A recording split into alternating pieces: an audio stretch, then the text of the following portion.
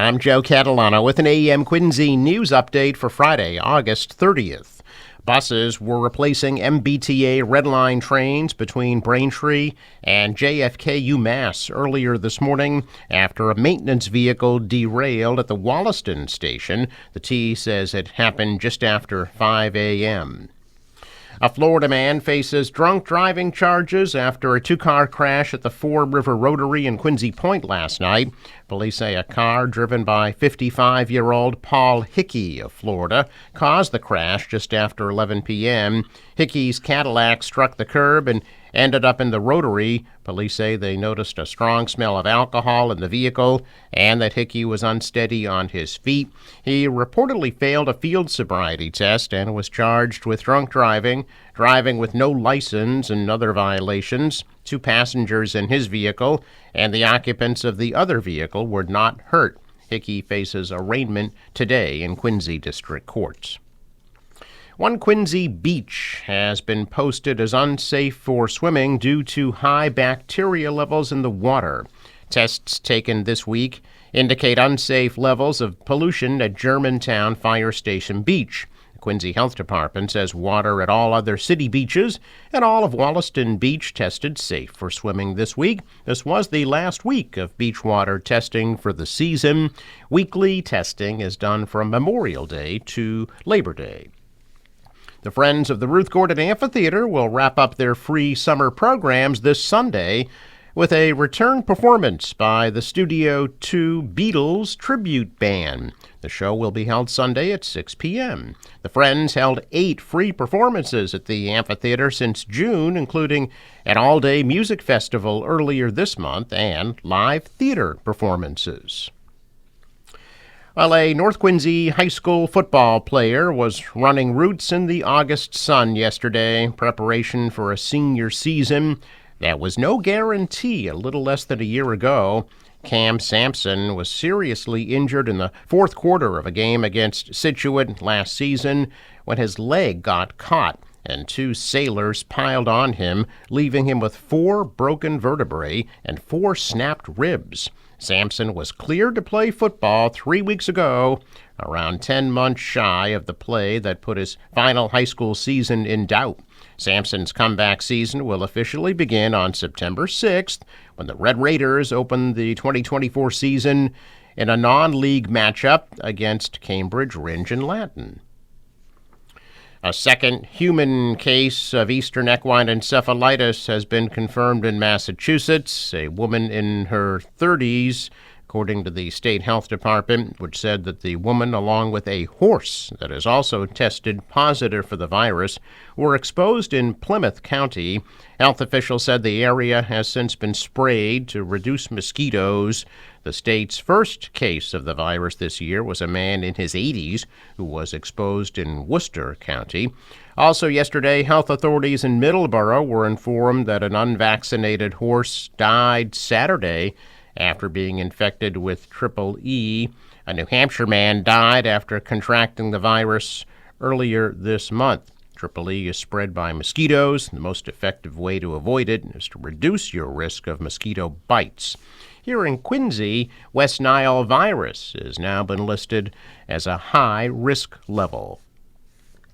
Well, the Massachusetts primaries are next week, and the head of the state's elections has a warning for voters about a potential text message scam.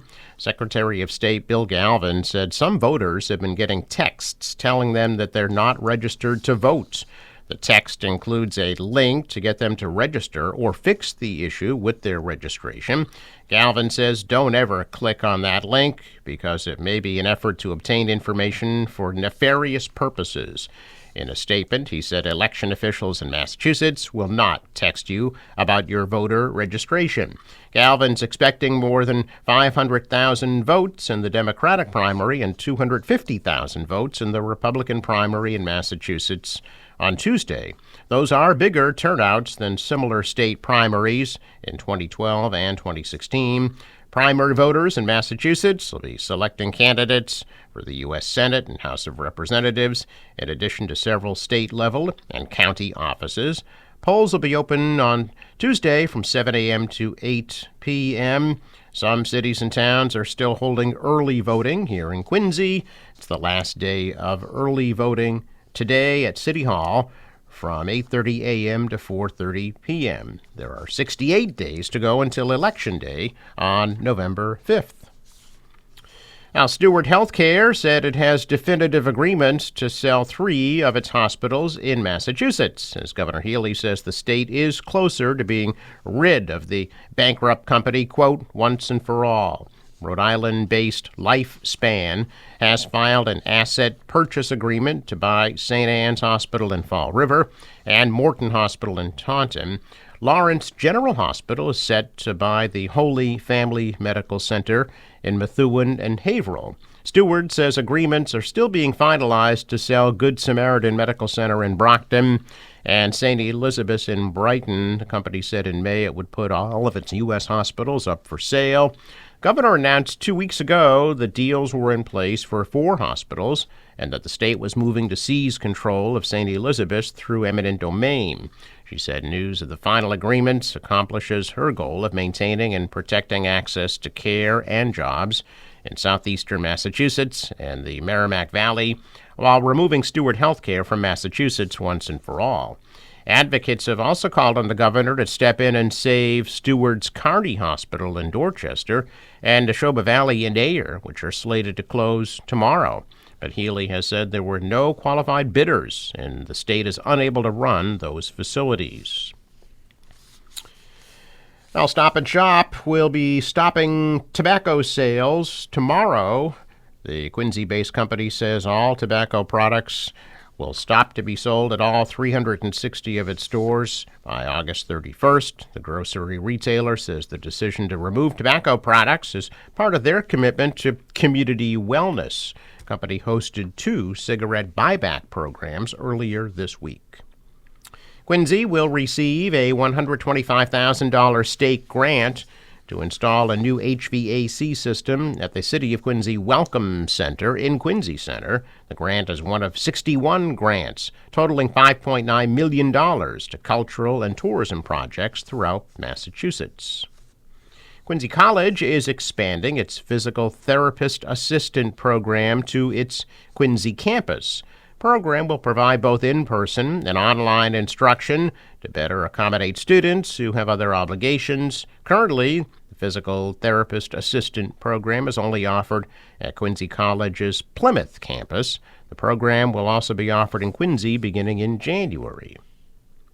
Quincy Department of Natural Resources Environmental Treasures Program is offering a free tour of innovative gardens in Quincy Point Saturday at 3 p.m. Participants will learn how to garden and transform their small yards to create pesticide-free edible landscaping and native plant pollinator gardens. Do need to register by emailing Sally Owen, sowen@quincyma.gov. Reminder, there will be a 1-day delay for curbside collection of trash and recycling in Quincy the week of September 2nd due to the Labor Day holiday. Check of business news this morning. Stocks are mixed. The Dow shot up 243 points. The Nasdaq dropped 39, and the S&P fell just a fraction. Stocks are higher in Asia. The dollar rose. The euro was up. Oil at $76 a barrel. In sports, Blue Jays beat the Red Sox at Fenway 2-0 last night. Boston travels to Detroit for a series with the Tigers beginning at 6:40 tonight. The forecast from the National Weather Service today, sunny, pleasant, high of 75 degrees. For tonight, cloudy and a low around 50. Mainly cloudy tomorrow, warmer, high of 79. Sunday, some morning showers and then cloudy with a high of 81. On Labor Day, Monday, mostly sunny and a high of 73 degrees. For the boater, waves about a foot, an east wind at 5 to 10 knots. High tide 9:36 a.m. and 9:46 p.m. Sunrise at 6:07, sets at 7:20. I'm Joe Catalano with an AM Quincy news update for Friday, August 30th.